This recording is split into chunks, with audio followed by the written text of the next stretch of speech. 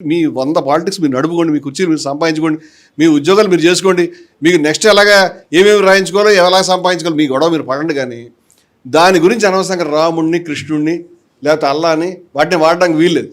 అది హిందువులకి ముస్లింలకి క్రిస్టియన్లకి ఎవరికి రాజకీయ పార్టీ లెక్కలేదు. మతాలు శుభ్రంగా ఆరాధన వ్యవస్థలు ఎవరు పూజలు వాళ్ళు చేసుకుంటాం. మధ్యలో ఎంటర్ అయ్యి మతానికి ఎందుకండి? ఎవడు చెప్పాడు ఈ మాట? హిందూ మతం నువ్వు నీ పార్టీలు నీ సంస్థ ఏర్పడి 100 ఏళ్ళు 50 ఏళ్ళు అవలే. నీ బీజేపీ పెట్టింది, ఈ హిందూ మతం చచ్చిపోయింది. ఎప్పటి నుంచి నాడు 1000 సంవత్సరాల నుంచి ఉన్నాం మేము. నీ వల్ల బతికాము, గాడిది గుడ్డు కదా. ఇప్పుడు ఈ రాజకీయ పార్టీలు ఎందుకు మాకు? నువ్వు కాపాడతావా? ఎందుకు ఏమేమి కాపాడా? కూలిపోతుంటే కాపాడుతున్నావు. నాశనం హిందూ మతాన్ని చెడ్డ పేరు తెచ్చి పరమ దరిద్రమైన మళ్ళీ ఎవడో వచ్చి నాకు రమణమూర్తి గారు మీరు హిందువుల తరఫున వాగ్దానం ఇవ్వండి, ఏది ఎక్కడ ఒక గుడి కూలిపోతుంది, మేము ముస్లిం తరఫున వాగ్దానం ఇస్తాం ఒక మసీదు కూడా కూలిపోతుందంటే నేను ఫస్ట్ వారికి చెప్పింది అంటే మీరు గమనించండి, అసలు ఇలాంటి మీరు నేను వాగ్దానాలు ప్రకటనలు చేస్తే నెరవేరేవి కాదు. నేను హిందూ మతానికి మీరు అనుకుంటున్నంత రిప్రజెంటేటివ్ కూడా కాదు. ఎవరు లేరు రిప్రజెంటేటివ్, నాన్సెన్స్ అది. కానీ మీరు ఒక విషయం అర్థం చేసుకోండి, ఎవరు మసీదు కూలగొట్టాడు వాడు హిందూ కాదు. ఫస్ట్ మీరు అలా అన్నం మానేయండి, హిందువులు కూలగొట్టారని.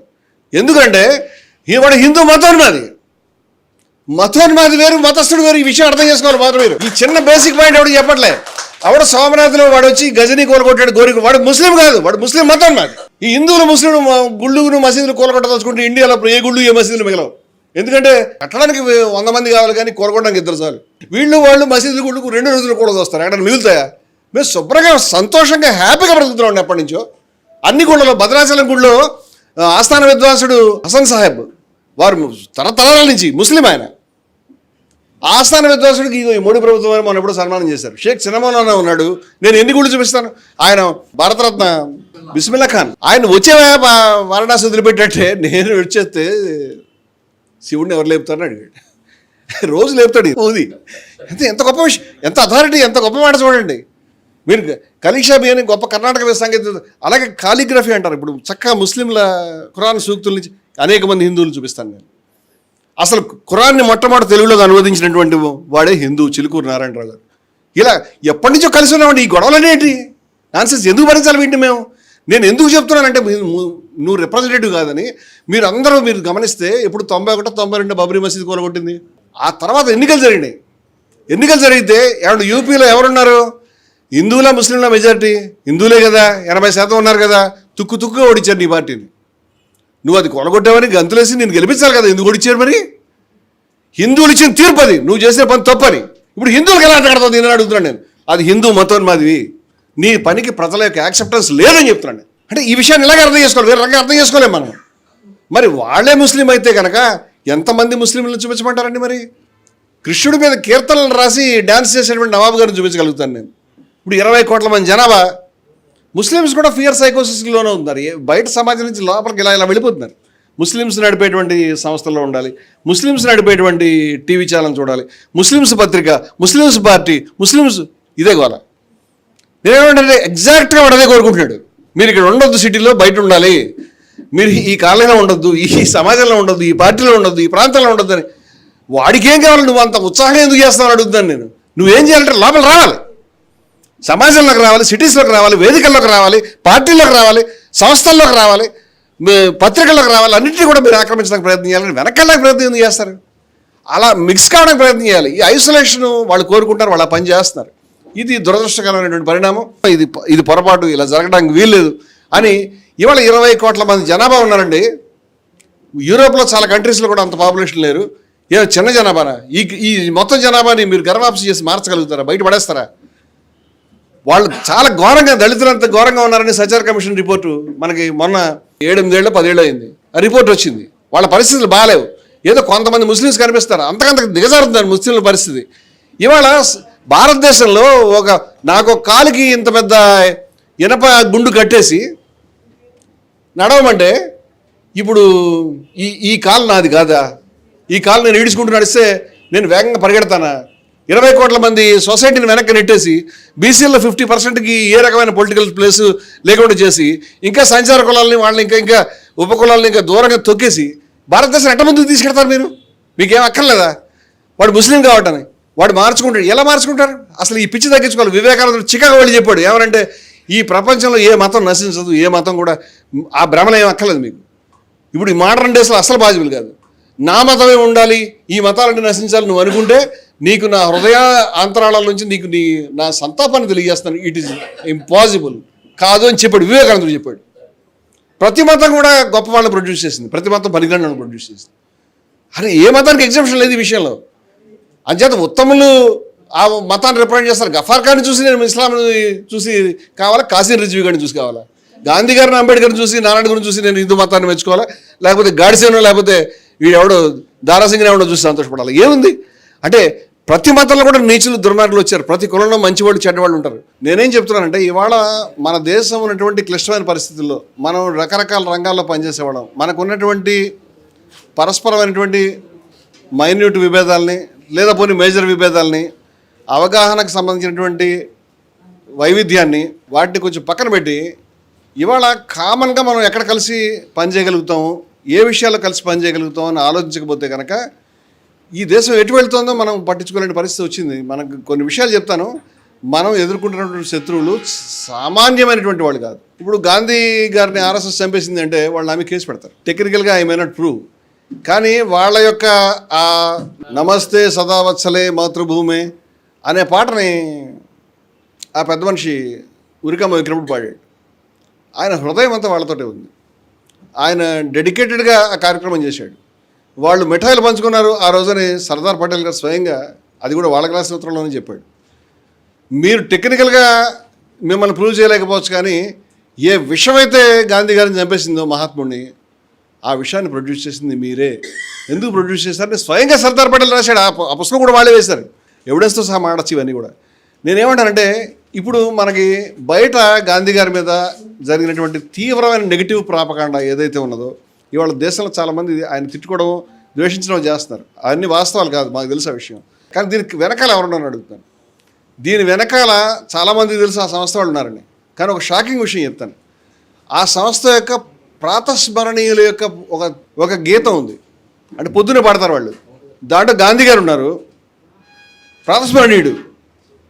ఇంకా షాకింగ్ ఏంటంటే అంబేద్కర్ కూడా ఉన్నాడు. అంటే మనం ఏమనంటే మా ప్రాతస్మరణీయులు ఉన్నారు కదా అని కూడా చెప్పగలుగుతారు. అంటే ఈ మన శత్రువుకి 50 ముఖాలు ఉన్నాయి. ఒక ముఖం నవ్వుతుంది, ఒక ముఖం బెదిరిస్తుంది, ఒక ముఖం ప్రేమగా దయగా ఉన్నట్టు కనిపిస్తుంది. ఇట్లా రకరకాల ప్రేమగా దయగా ఉన్నటువంటి మా ముఖోటా అని వాజ్పేయి గురించి గోవిందాచార్య కథలో చెప్పాడు. ముఖోటా అంటే ముసుగు అని, మా ముసుగు అని.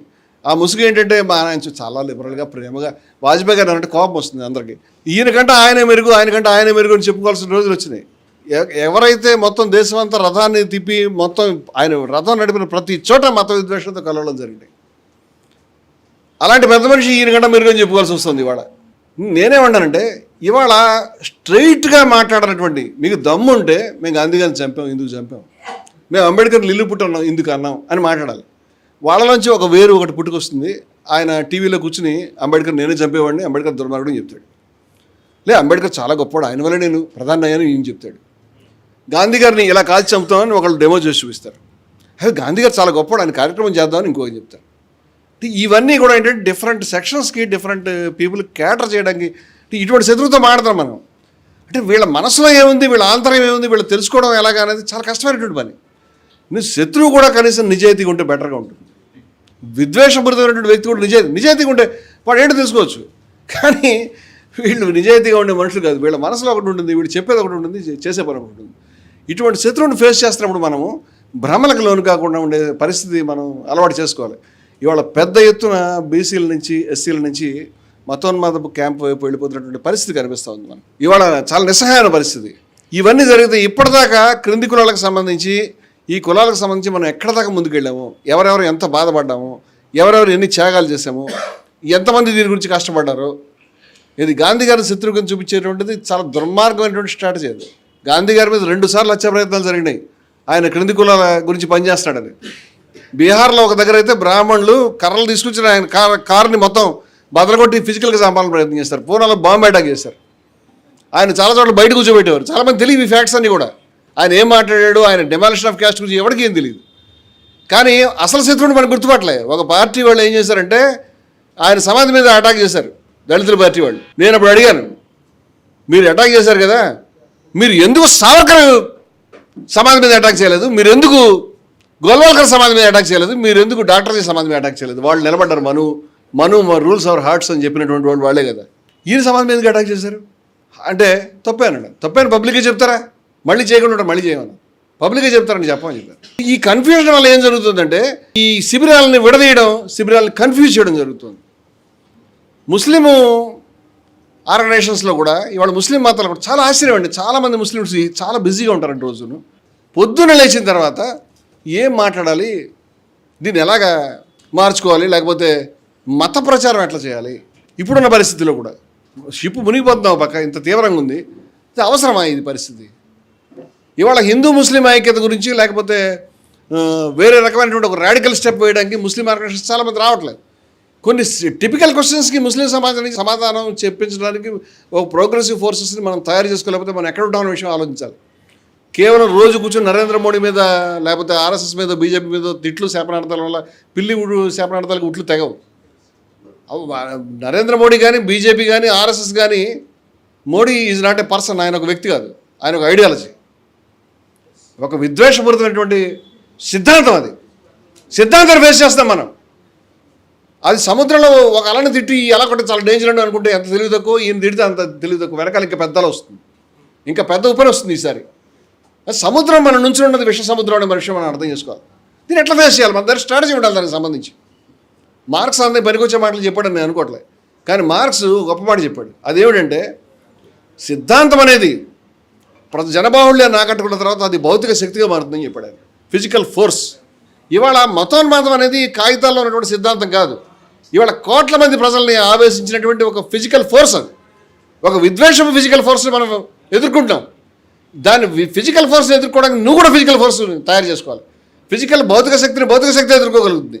భౌతిక శక్తిని ఎదుర్కోవాలంటే నీ సామరస్యత, నీ యొక్క కుల నిర్మూలన, నీ యొక్క సమానత్వము, ఏవైతే మన ఆశయాలు ఉన్నాయో వీటిని జనబాహుళ్యాన్ని కోట్ల మందికి ఎక్కించి ఒక భౌతిక శక్తిని తయారు చేసుకోవాలి.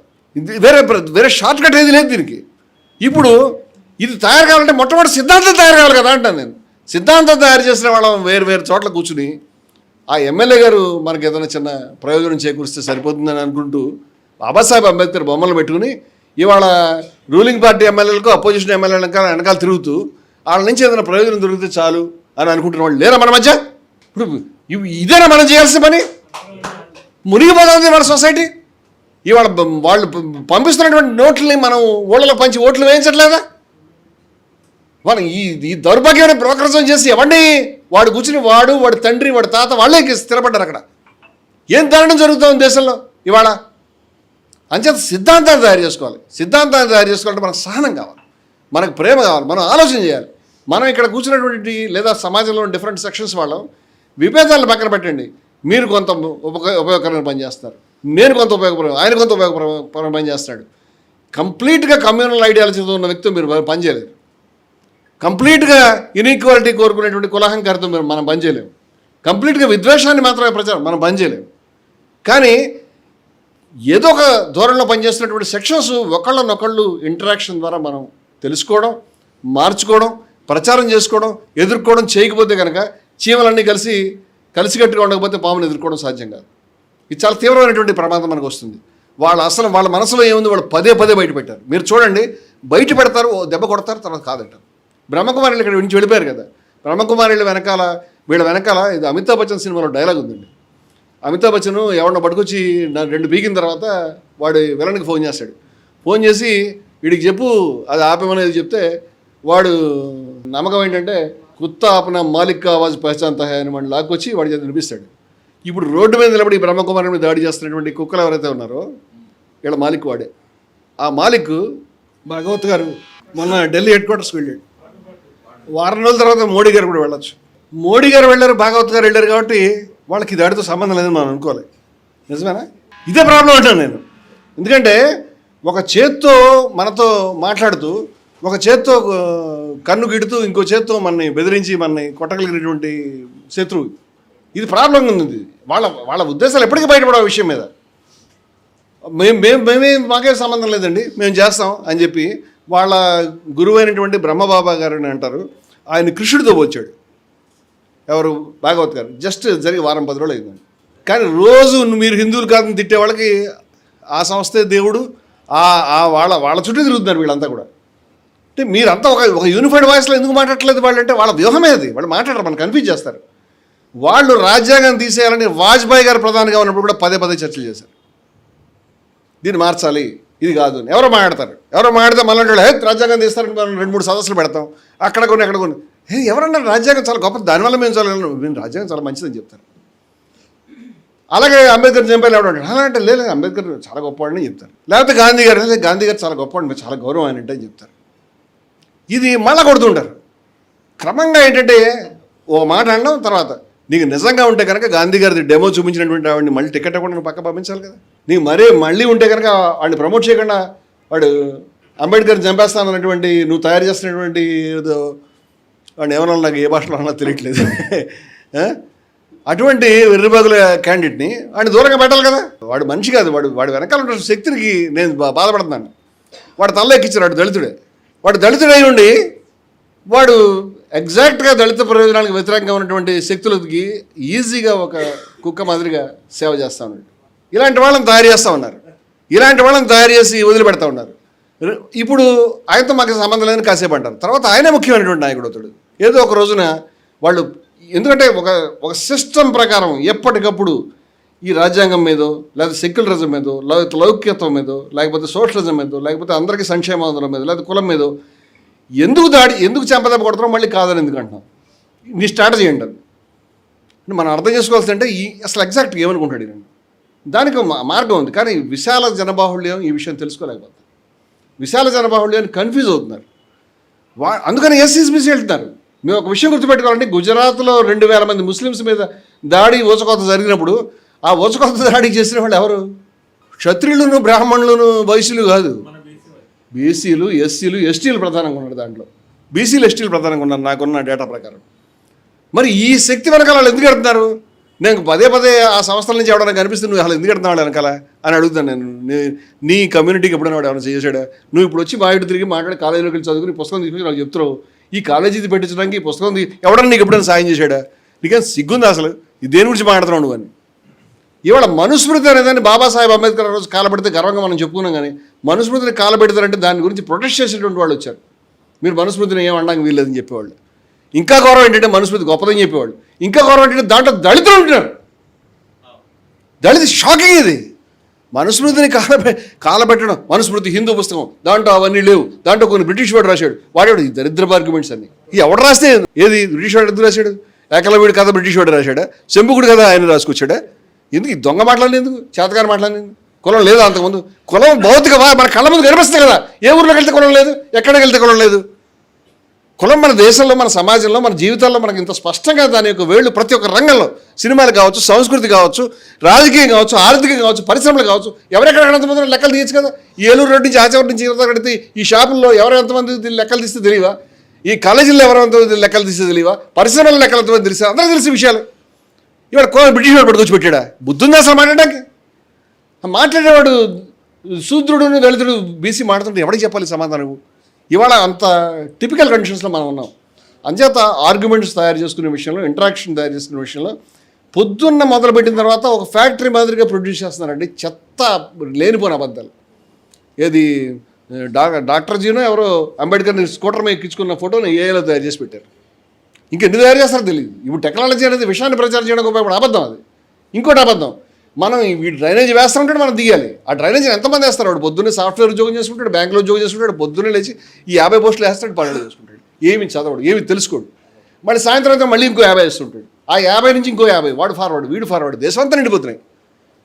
మన సంస్థలకి ఇవాళ కోట్ల మంది ఈ మతోన్మాద యూట్యూబ్ ఛానల్స్కి, లేకపోతే సోషల్ మీడియాలను, ఫేస్బుక్లకి వాటికి సబ్స్క్రైబర్స్ ఉన్నారు, ప్రచారం చేసేవాళ్ళు ఉన్నారు.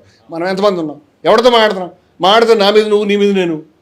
ఇప్పుడు నేను కాసేపు మాట్లాడిన తర్వాత, నీవు కాసేపు మాట్లాడిన తర్వాత నీకు నాకు ఏంటి తేడా? నేను ఎట్లా డౌన్ చేయాలని ఆలోచిస్తాను. నువ్వు మాట్లాడితే నీ సంఘం పెరగకుండా ఉండాలి, నీదంతా వెర్రిబాగుల సంఘం. ఇదే పని మనకి, వేరే పని లేదు మనకి. మనం పీక్కుంటాం. మనలో కొంతమంది వెళ్తారు ఉన్నారు. అసలు ఇల్లు మన అన్నదమ్ములు కొట్టుకుంటుంటే, లేదా ఎవరు కొట్టుకుంటే దొంగలకి ఇలా డైరెక్ట్గా దోచుకుంటున్న పరిస్థితుంది వాళ్ళ దేశంలో. కానీ సినిమా కాదండి, జీవితాలు మారుతున్నాయి, ఊళ్ళ పేర్లు మారుతున్నాయి, పట్టణాలు మారుతున్నాయి, పాఠ్యపుస్తకాలు మారుతున్నాయి, చరిత్ర మారుతుంది, సమాజం మొత్తం మారుతుంది. డిస్క్రిమినేషన్ అనేది ఇలా కళ్ళ ముందు కనిపిస్తూ ఉంది. యూదుల్ని ఒకప్పుడు ఇలాగా బ్యాడ్జీలు పెట్టి తిరగమని చెప్పేవారు కదా. వాడు 80 లక్షల మంది చంపాడు. సొసైటీలో ఎవరికి ఏం జరుగుతుంది అప్పుడు అసెస్మెంట్ లేదు, వాళ్ళకు కూడా అసెస్మెంట్ ఉండట్లేదు మనకి ఏం జరుగుతుందో. ఇవాళ ఐసోలేట్ చేస్తూ ఉన్నారు వాళ్ళని. అట్లక్కని చంపేసినప్పుడు ఆవుని చంపేశాడు, ఆవుని తిన్నాడని ఆయన ఇంటి మీద దాడి చేసి 1000 మంది చంపేశారు, 100 మంది. అసలు వాళ్ళ ఇంటి ఫోటోలు మీరు చూస్తే ఆ ఇంటి దగ్గర ఒక ఆవుని చంపే ప్లేస్ కూడా లేదండి. ఎక్కడ చంపలేడు. ఆవు అనేది ఏమి చిన్న ఈగ దోమ కాదు, ఎంత ఉంటుంది, దాన్ని కట్ చేయడానికి ప్లేస్ కావాలి కదా, అది కూడా లేదు ఆ ఇంటి దగ్గర. అది దుర్మార్గం ఉన్నప్పుడు చంపిన తర్వాత ఫ్రిడ్జ్లోంచి తీసి చూస్తే అది ఏదో మేకదో దాంతో. ఎప్పుడు ఆకలాక ఇప్పుడు విషయం 15, 16, 17 ఇప్పుడు ఎందుకు మాట్లాడతారు? ఓకే, మరి మొన్న బక్రీద్ జరిగినప్పుడు హైదరాబాద్లో లారీ లాపి దాడి చేశారు. ఎవరు దాడి చేస్తున్నారు? నేను అటువంటి ఒక కార్యకర్త ఒక ఆవిడని అడిగాను. నేను ఆవిడ లారీలను దాడి చేసి ఆపింది.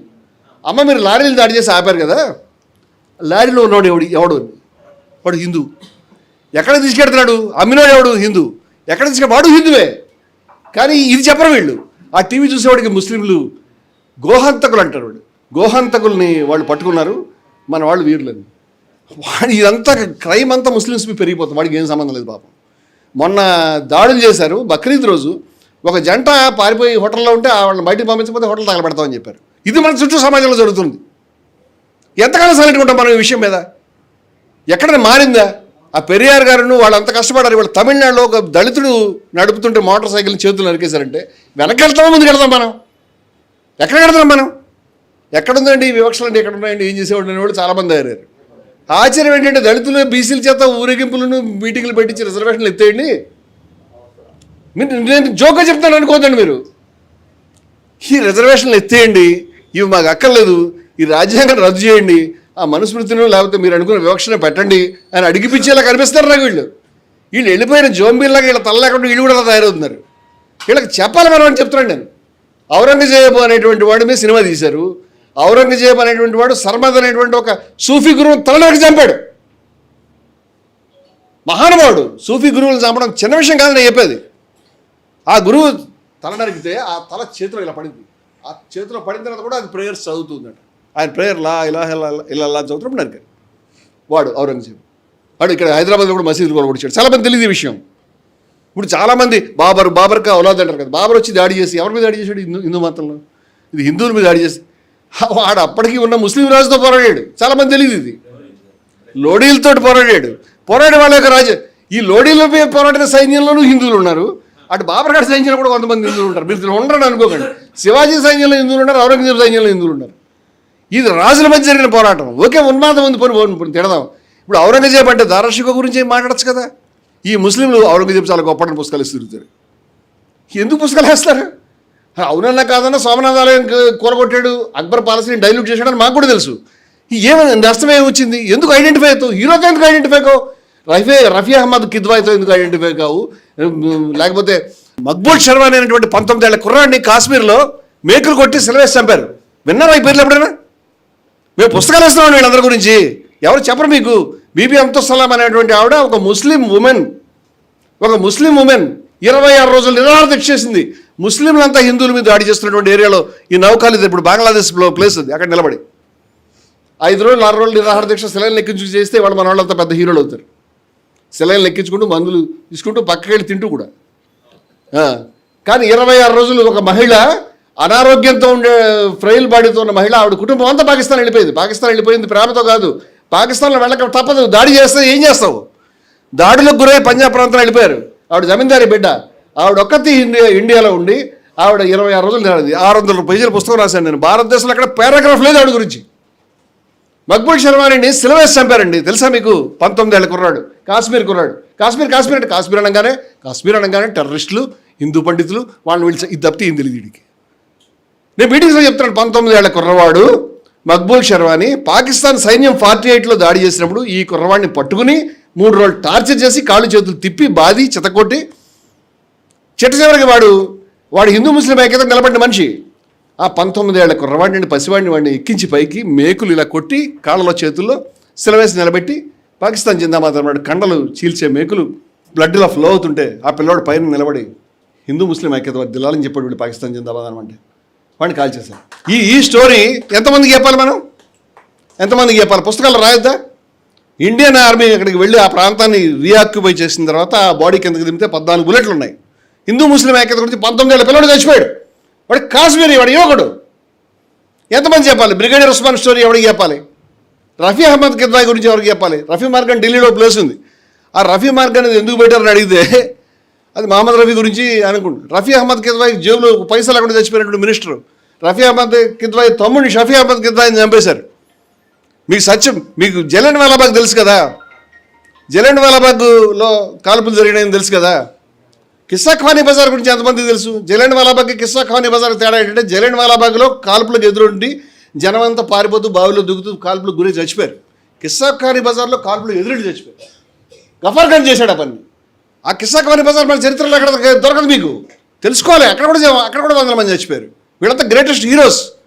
నేను ఇందాక జలియన్ వాలాబాగ్ గురించి చెప్పాను. జలియన్ వాలాబాగ్ ఎందుకు జరుగుతుంది సభ ఎవరికైనా తెలుసా? ఇద్దరు హీరోస్ని అరెస్ట్ చేశారండి, సత్యపాల్, కిచ్చులు. సత్యపాల్ని, కిచ్చులుని అరెస్ట్ చేసినందుకు అక్కడ సభలో అందరూ సమావేశమైతే బ్రిటిష్ వాళ్ళు రౌండప్ చేసి ఫైరింగ్ చేశాడు డయర్, మనకు లెసన్ నేర్పిద్దామని. సత్యపాల్ ఒక హిందూ, కిచ్చులు ఒక ముస్లిం. ఈ కిచ్చులు లాంటి ఈ జాతీయవాద ముస్లిమ్స్ అందరూ ఉన్నారు. వాళ్ళ స్టోరీస్ అన్నీ ఎరేజ్ చేయబడినాయి. ఈ కిచ్చులు ఇల్లు ఢిల్లీలో తగలబెట్టారు మన స్వంతం వచ్చాక. ఈ కిచ్చులుని పాకిస్తాన్లో లాహోర్లో చంపైపోయారు. ఆయన అటు ఆ విభజన సమయంలో అక్కడ ఉండి ఉన్నప్పుడు ఆయన ఫ్రెండ్ని హిందూని ముక్కల కింద దొరికారు. ఈయన కిచ్చులను చూసి ఈయన చంపైపోయారు. ఆయన తప్పించుకుని పారిపోయి వచ్చాడు. ఆయన అప్పుడు కూడా అడిగారు, ఆయన బండి కాలేదు. Greatest hero, but nobody knows who is Kitchlew. అసలు మౌలానా అబుల్ కలాం ఆజాద్ గురించి ఎవరికి తెలియదు, జాకిర్ హుస్సేన్ గురించి ఎవరికి తెలియదు. ఇప్పుడు ఈ కొత్త కలాం గురించి తెలుసు యూత్కి. ఈ కలాం ఆ కలాం ఫేమ్ని అంతా కూడా మింగేశాడు. ఆ మౌలానా అబుల్ కలాం ఆజాద్ రూపాయలు కూడా చచ్చిపోయాడండి, భారతదేశం మొదటి విద్యామంత్రి. ఎన్నో విషయాలు ఉన్నాయి ఇలాగా. ఇవన్నీ కూడా మన పబ్లిక్లో తీసుకెళ్ళాలి, మాట్లాడాలి.